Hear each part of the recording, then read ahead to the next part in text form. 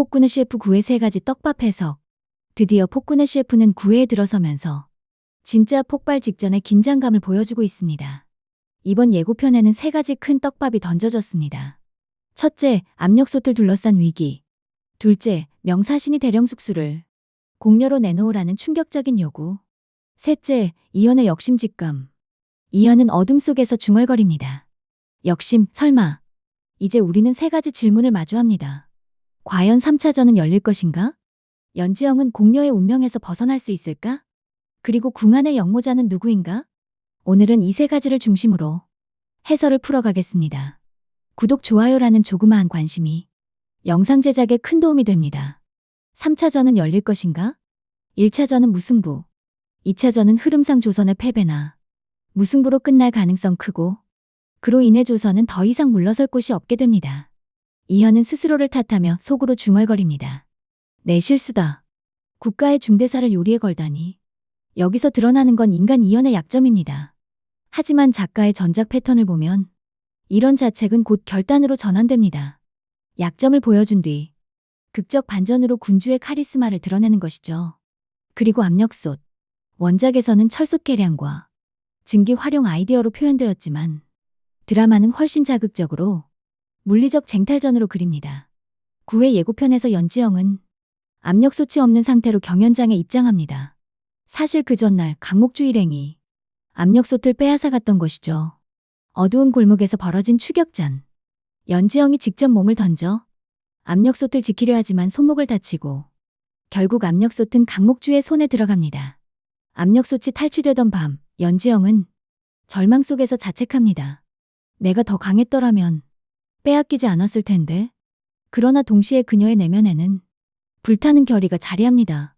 설령 두 손이 부러져도 나는 요리를 포기하지 않겠다. 그녀는 단순한 셰프가 아니라 이제 조선을 지탱하는 상징적 존재임을 자각하는 순간입니다. 그리고 이현과 도승지가 움직입니다. 궁안의 내통을 파악한 이현은 밤을 새워 압력솥을 되찾고 다음 날 연지영에게 극적으로 돌려줍니다. 이 장면은 단순한 도구 쟁탈전이 아니라 조선의 기술 혁신을 지키는 싸움으로 상징됩니다. 결론적으로 3차전은 반드시 열린다. 그리고 단순한 요리 승부가 아닌 국가의 체면과 권력의 정당성을 건 생존 전쟁으로 확장됩니다. 연지영은 공료의 운명에서 벗어날 수 있을까? 이야기의 중심은 단연 연지영입니다. 명사신은 궁궐 한복판에서 차갑게 요구합니다. 대령 숙수를 공료로 달라. 그 순간 궁궐은 얼어붙고 연지영의 얼굴에는 충격과 공포, 체념이 교차합니다. 원작에서는 이 장면이 황제가 그녀를 전속 요리사로 데려가겠다 는 외교적 언어로 포장되었지만 드라마는 한층 더 자극적인 공료라는 단어를 선택했습니다. 이는 시청자의 분노를 끌어내고 연지영을 단순한 요리사가 아닌 국가적 상징으로 격상시키는 장치입니다. 하지만 연지영은 가만히 당하지 않습니다. 이미 수많은 난관을 극복해왔던 그녀죠. 예컨대 1차전.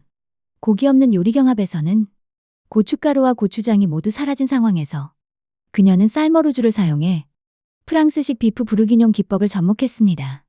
표고 무호박으로 미레포화를 대체하고 조선식 약재와 채소로 북해가르니를 재현해냈습니다. 그 결과 쌀머루 와인 갈비찜이라는 전무후무한 창작 요리가 탄생했습니다. 이 과정은 단순한 요리가 아닙니다.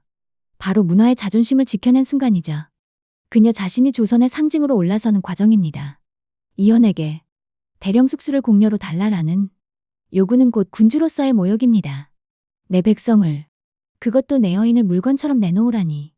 그의 분노는 단순한 애정 때문이 아니라 조선의 존엄을 지키려는 군주의 의지이기도 합니다.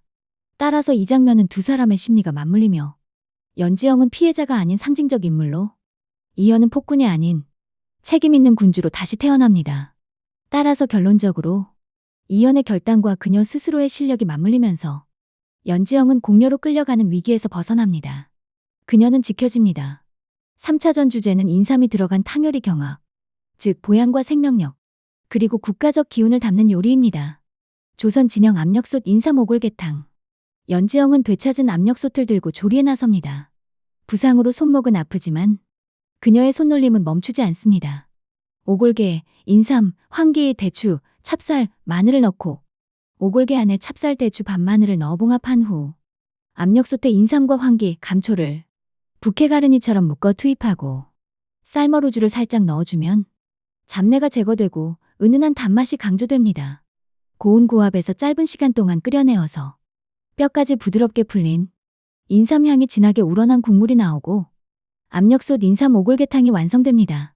짧은 시간에도 깊은 맛을 내는 이 요리는 조선의 과학과 전통이 결합한 궁중의 미래 음식으로 선보입니다. 명나라 진영 황제의 인삼 어양탕. 명나라 측은 황제를 상징하는 화려한 보양탕을 준비합니다. 상어 지느러미, 전복, 송이버섯, 황금빛 인삼을 넣고 장시간 끓여내며 위에 금박을 얹어 장식하여 이 요리는 화려함과 권위를 과시하지만 시간과 자원이 끝없이 소모되는 방식이기도 합니다. 대결의 의미. 조선의 압력솥 인삼 오골개탕은 혁신 및 민생 보양을 상징합니다. 명나라의 황제의 인삼 어양탕은 사치 및 권위 과시를 상징합니다. 즉, 3차전은 백성을 위한 실용의 음식 대 황제를 위한 사치의 음식이라는 구도입니다. 감독은 이 대비를 극대화하기 위해 김이 모락모락 피어오르는 압력솥과 금빛 화려한 대접을 교차 편집하며 긴장을 고조시킬 가능성이 큽니다. 그리고 궁 안의 영모자는 누구인가? 그러나 내부의 어둠은 더욱 짙어집니다. 강목주는 어두운 방에서 속삭입니다. 지금이 기회입니다. 대령 숙수를 제거한다면 전하의 분노가 폭발할 겁니다. 이 모의는 곧 제산대군으로 이어집니다. 제산대군은 명사신과 밀약을 맺습니다. 연지영을 공녀로 내놓자. 그것이 곧 우리의 길이다. 원작에서는 내가 대군을 움직이면 왕도 무너진다 는 권력 암투가 강조되었지만 드라마는 훨씬 직설적으로 암살 모의와 내통을 보여줍니다. 따라서 우리는 분명히 알 수 있습니다. 영모자는 제산대군과 강목주, 강목주는 실행을 꾀한 실무자, 제산대군은 명사신과 내통한 권력자.